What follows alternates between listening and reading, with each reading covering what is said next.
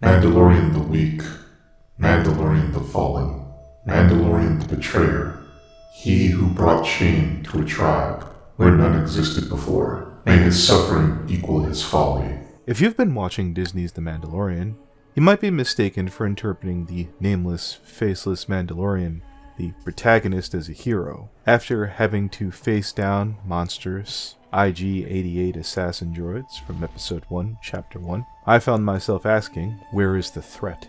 It's blatantly right in front of us. He's surrounded by a cute 50-year-old infant. Consider for a moment that the Mandalorian had since the first episode and some days travel to weigh in on his options. When the head of the Bounty Hunter Guild contacted him upon his return and said, in no uncertain terms, I don't know if they're going to eat it or what, when referring to the child, the people who employed the Mandalorian were ex-Empire stormtroopers.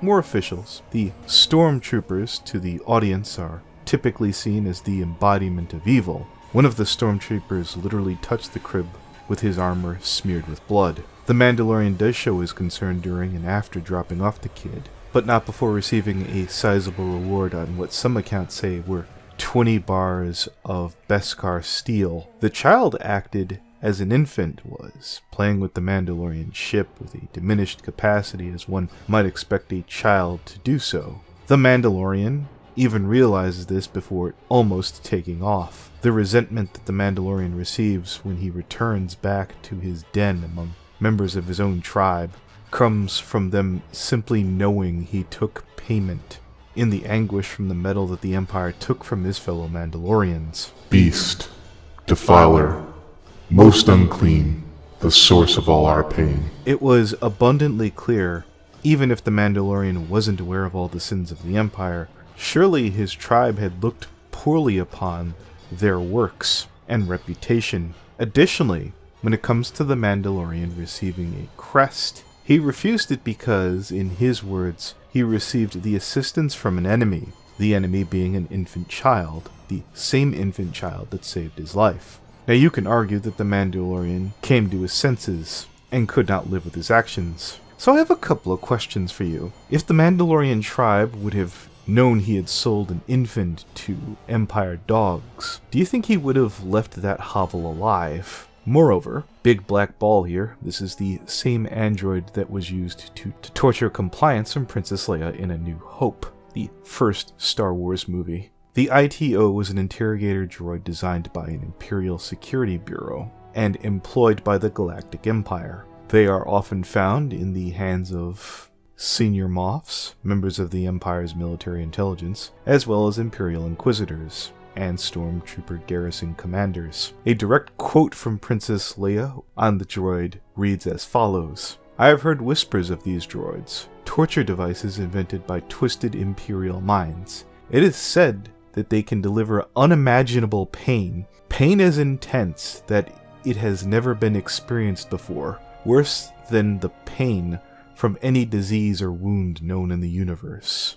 Its regular protocol involves injecting prisoners with mentally disabling chemicals that would decrease the pain threshold of the applicant, of the subject, while also forcing the subject to remain conscious. The ITO droid would do a read on the subject, determining the most sensitive areas like the genitals, joints, neck, and many other less obvious body parts. Occasionally, the prisoner's vision may be obscured.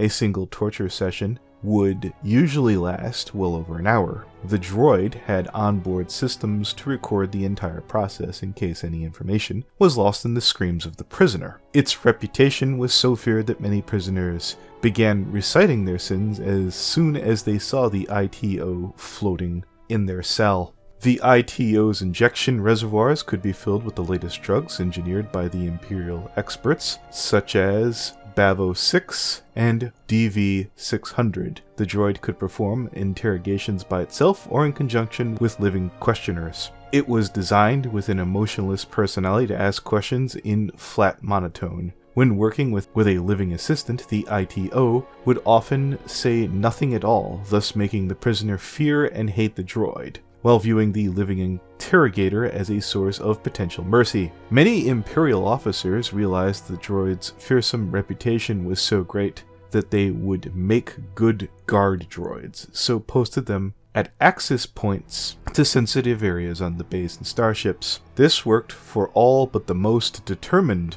opponent, as the droid would often cause infiltrators to panic and run, usually straight to the arms of stormtroopers. Some of the additional forms of harm at the ITOS's disposal included tools to peel a subject's flesh, the ability to fragment bone, electroshock therapy, as well as a series of chemicals to heighten pain. I bring this up on what would have happened if the Mandalorian had arrived later. It wouldn't be without reason that a child of that size and immaturity might have died. To such measures, perhaps the device was there to cause the child to display its force abilities, as opposed to talking.